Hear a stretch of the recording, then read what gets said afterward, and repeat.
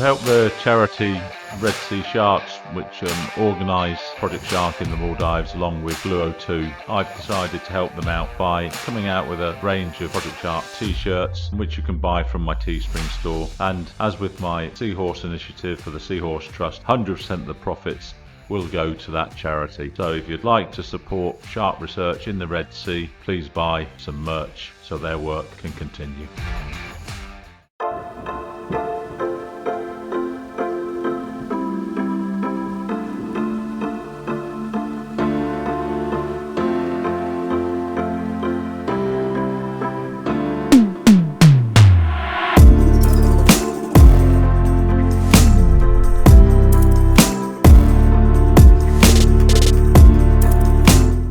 It's overcast, it's stormy, you can see just at the start, so pretty rough. Boy was I glad that I brought that safety equipment with me. I look at Roy, the cruise director, who's also one of the dive guides. Guess what, he's got a Lifeline Mark 1 strapped on as well. And I asked him why he was wearing that. He says, oh, when they do the blue dives and there's a risk of being drifting off, he likes to have that assurance so he can talk to the boat.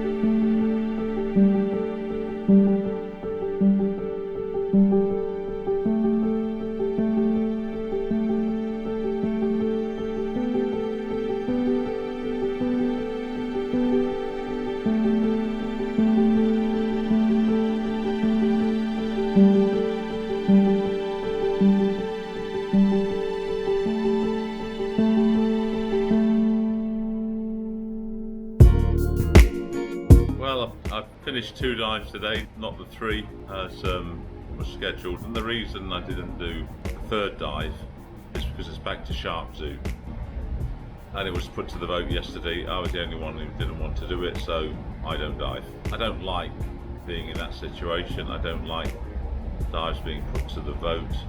I'm annoyed, not disappointed, because I had been asking for a dive itinerary, and I'm a firm believer you should have a dive itinerary on a Liveaboard, and you should stick to it if you can.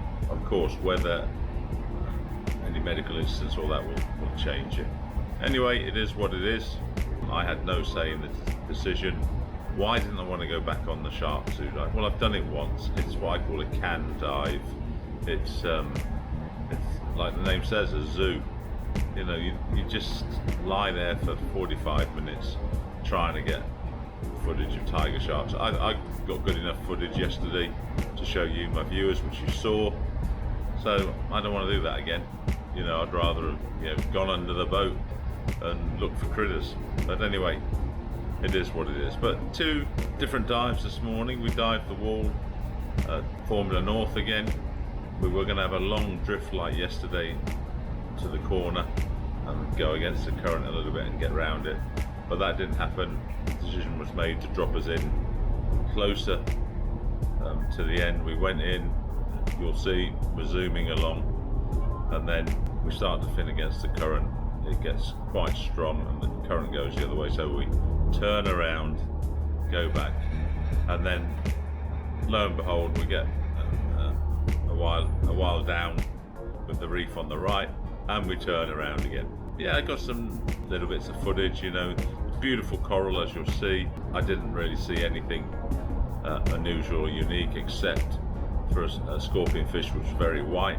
Yeah, an okay dive, but again, you know, I wasn't really happy to have done it twice. But a dive's a dive. It was overcast. It's been stormy last night.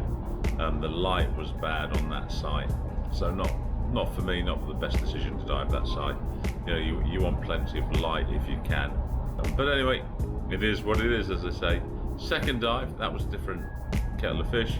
We dived Formula South, and again, blue dives for me can be hit or miss.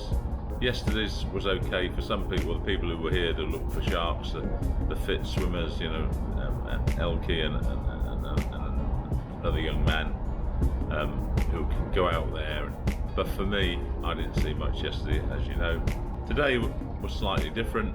We got in, went down, and then we did see on the bottom a tiger shark.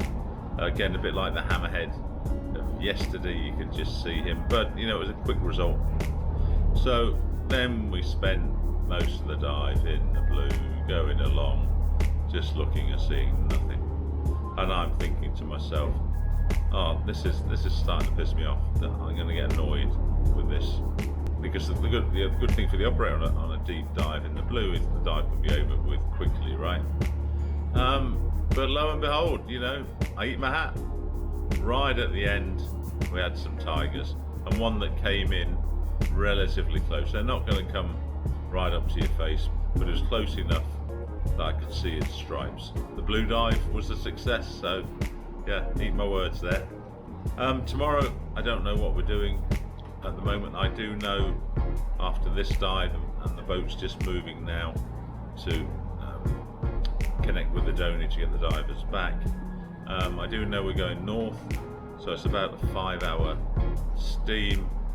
So that does mean, yeah, we're going to be steaming into the night a little bit.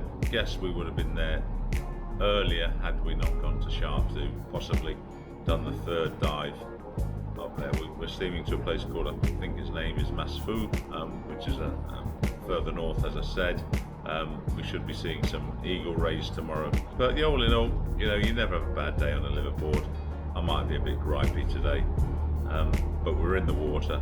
It was warm, relatively clear. I mean, the visibility is not as great as I thought it would. It is good relative to Dubai standards, but hopefully it will improve a bit.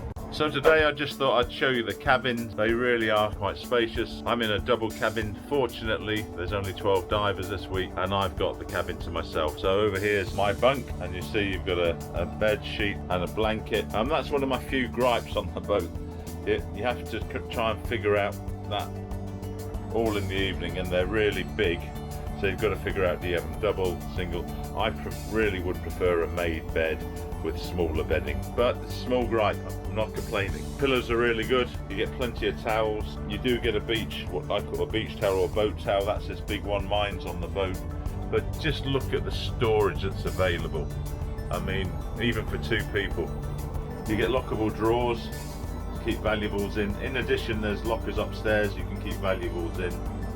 Enough electric sockets to charge things. Fully air conditioned, of course. Bag storage underneath one of the bunks.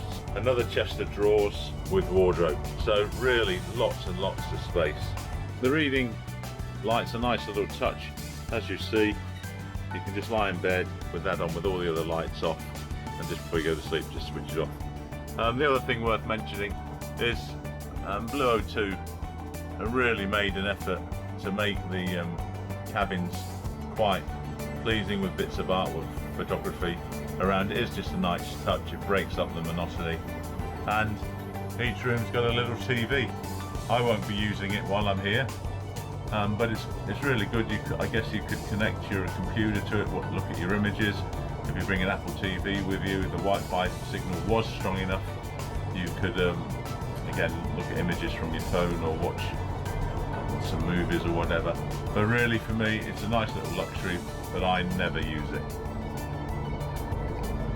Up here we have our life jacket storage, and you saw us go through that drill yesterday. Did forget to mention when I talked about the rooms is that you get a robe to wear, and it's a big one, it even fits me. That's a really nice touch, and I have used it. Especially coming out of the shower, if I forgot to switch off the AC, it's really nice just to whip that on and keep warm. So the light's not so great, but I hope you can see it there. Coming through to the bathroom, really spacious. There's a marine toilet there, seawater flush. Just turn on the tap and then close it when everything's gone. Nice, reasonable size sink. You don't need any bigger than that, that's for sure. Soap dispenser. I guess you bring your own shampoo, and if you've got a fancy shower gel, bring your own shower gel. I just use that for everything. Really nice shower.